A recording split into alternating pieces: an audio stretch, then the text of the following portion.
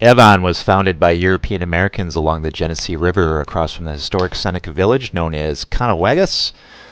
I think that's how you pronounce that. The Seneca were among the original 5 nations of the Iroquois Confederacy and had occupied this territory for many hundreds of years prior to the European encounter. The Seneca village was located on the east side of the Genesee River, about a mile above the ford. Canals was an important village to the Seneca during the 18th century. Their religious leader, Handsome Lake, was born here about 1735. One of his nephews, later known as Governor Blacksnake, moved here with his family shortly after his birth. He was an important war chief who allied with the British during the Revolutionary War. Later, he became one of the first Native Americans to publish his memoirs, aided by a fellow Seneca who translated them into English. An edited version of this memoir was published in 2005, with explanations of material about his people. The leader corn planter, a maternal uncle of Chainbreaker, was born in this village around 1750.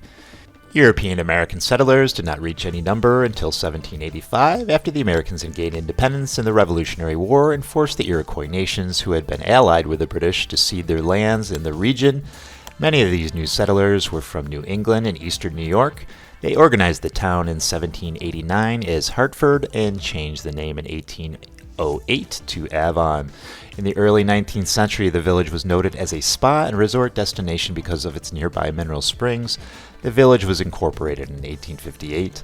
The Avon station of the Erie Railroad opened in 1865. Railroads had superseded the Erie and related canals as the chief means of transportation of freight and passengers in the state.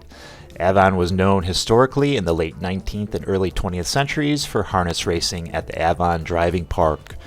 The Aaron Barber Memorial Building, Avon Inn, First Methodist Apostle Church of Avon.